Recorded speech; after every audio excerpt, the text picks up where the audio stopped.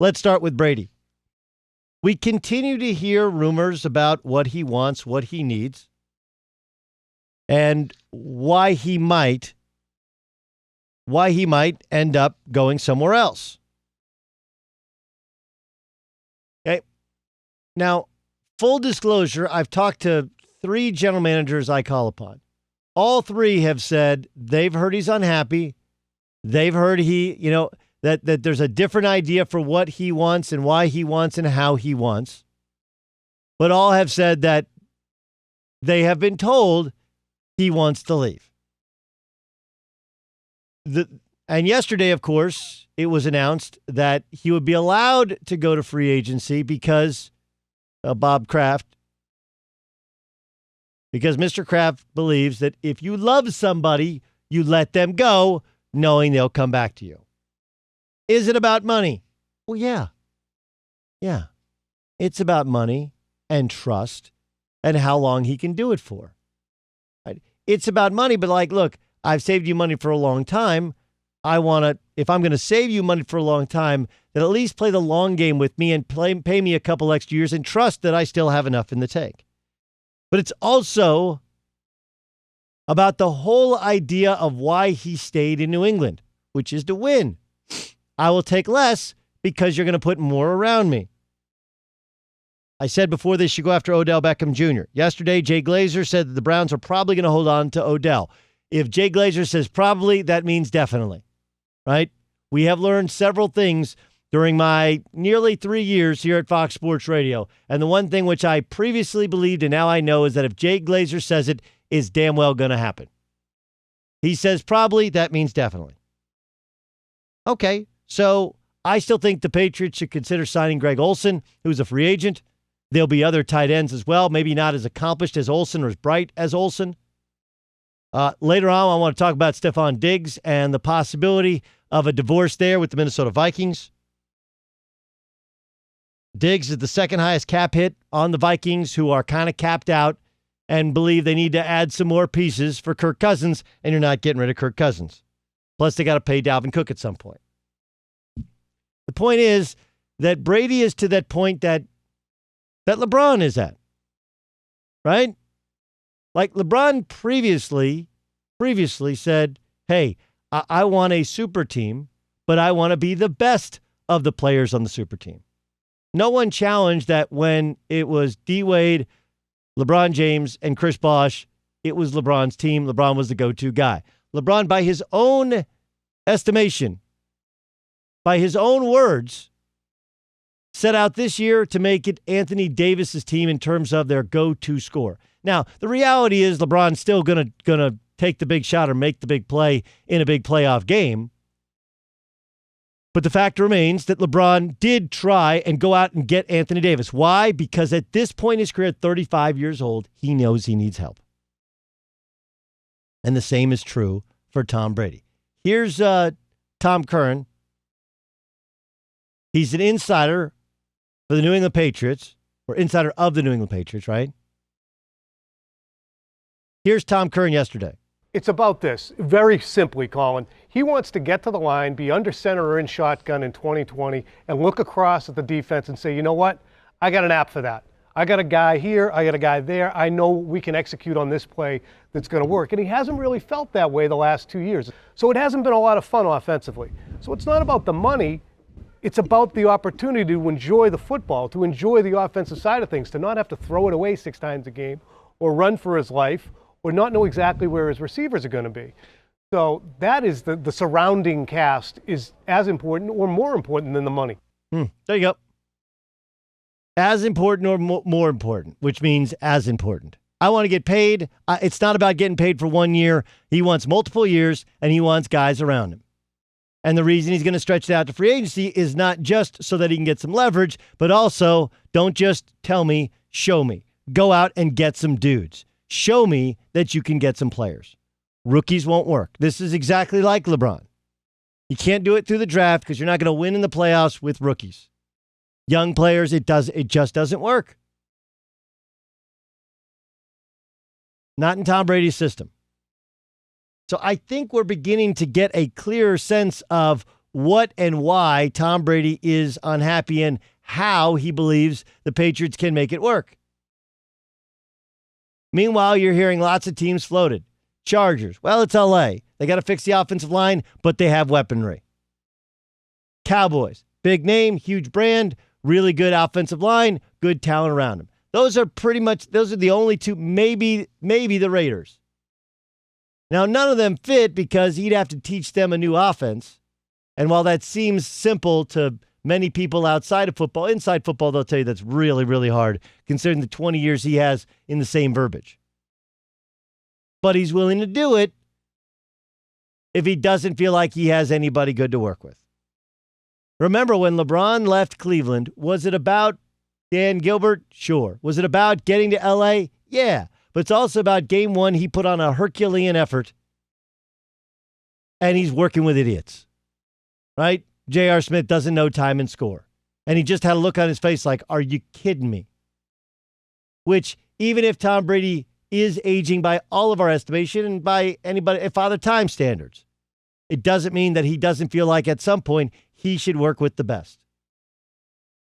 The crazy part about it is Tom Brady worked with the best when he was in his prime. Now that he's out of his prime, he's dealing with inferior personnel.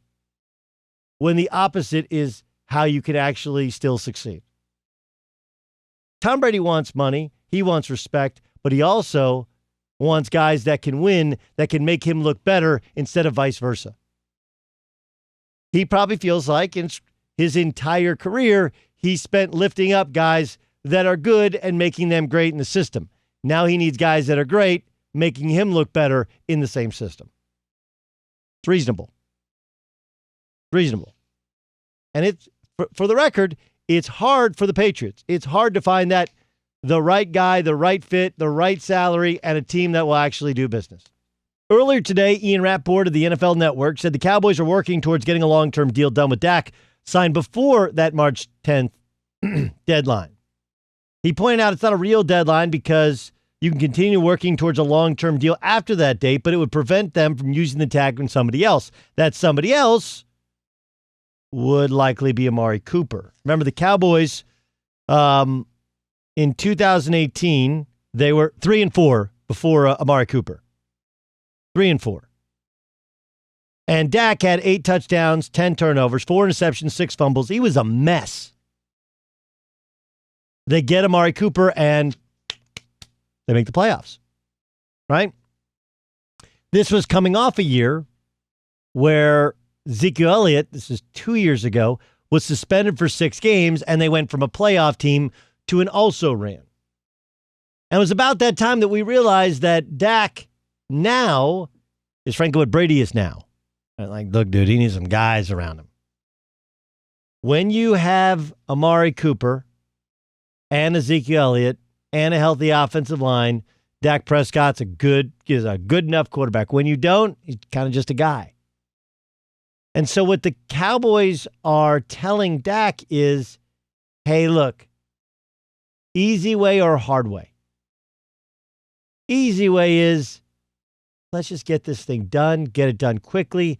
Then we'll get to the hard negotiations with Amari Cooper, which may end up him playing under the franchise tag. Remember, the franchise tag is not only limited to one guy, but also it hurts you against the cap dollar for dollar. Whereas if you sign a deal now, long-term extension, they can put some of the money on 2019 and some of the money on next year and some of the money on the following year. If you do a franchise tag, all of it goes on next season unless, of course, and look, you can still keep working towards the long-term deal. But what you can't do is now Amari Cooper becomes a free agent. This, by the way, is why Zeke was super selfish to want a new deal. They know they have to surround Dak Prescott with talent in order to be successful. If they use the franchise tag on Dak, it means they probably have to let Amari Cooper at least test the waters of free agency. So there's a good deal. Everyone loves pointing out how great Dak was last season, but we forget how bad he was 2 seasons ago before they got Amari Cooper, and how putrid he was the year before that when they lost Ezekiel Elliott to suspension because, well, he's just a pain in the butt. Right? The main argument for Dak Prescott has been he's a winner. Why didn't he win this year? No, look at how many he's won the division. Didn't win the division this year, and the division was an abject disaster. The only team that was healthy was the Cowboys. You're supposedly the most talented team, and they didn't win the division. And if you go back the year before when they made the playoffs, the Redskins were winning the division. Alex Smith breaks his leg, so too does Colt McCoy. That helped them. So I think Dak is fine. And it's hard to replace him as a quarterback. This is, by the way, the 1 year in which he could be replaced because there's plenty of other guys out there. From Bridgewater to Mariota to Rivers to Brady, there are other guys that are out there. A good amount of them. And maybe they don't have the sweat equity of Dak Prescott. Maybe they haven't worked for less. Maybe they're not as in tune with everybody in the locker room and know how to be a Dallas Cowboys starting quarterback. All these things are, in fact, complicated and different than anywhere else. But, this is a big but. But no one thinks that Dak Prescott is a top 5 talent. Everyone thinks he's a good quarterback and they're going to re-sign him. And he'd be smart to re-sign earlier rather than late because it allows them to keep Amari Cooper, who's been a really good player for them.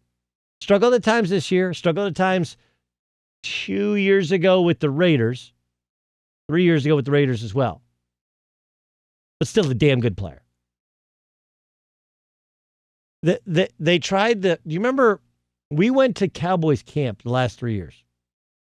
So not this season. 2 seasons ago we go, and I talked, what happens is our show is 12 to 3 West Coast time. It's up in Oxnard, California, which is hour from here. So it's on the way to Santa Barbara. You get there, and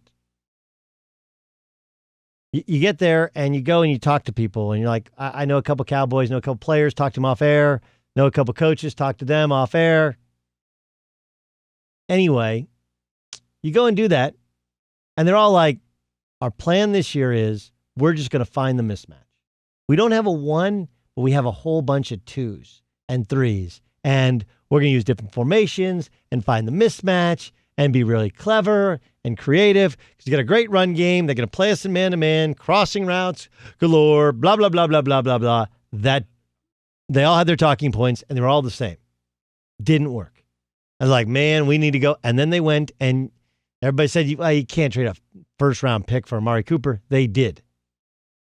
And it worked. It was the right guy and the right fit, and it was just what the offense needed.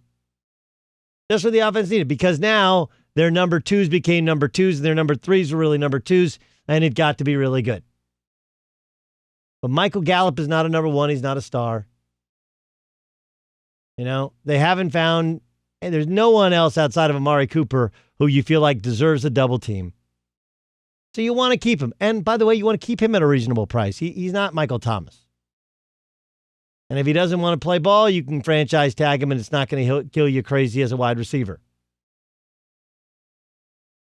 But the Cowboys are telling Dak, we love you, but we love you under the circumstances of surrounding you with better players, and the best way to surround you with better players is to get this thing done early and not do the franchise tag thing.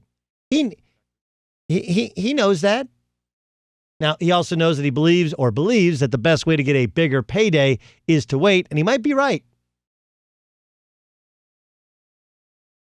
But if $2 million or $3 million per year is worth playing with inferior talent,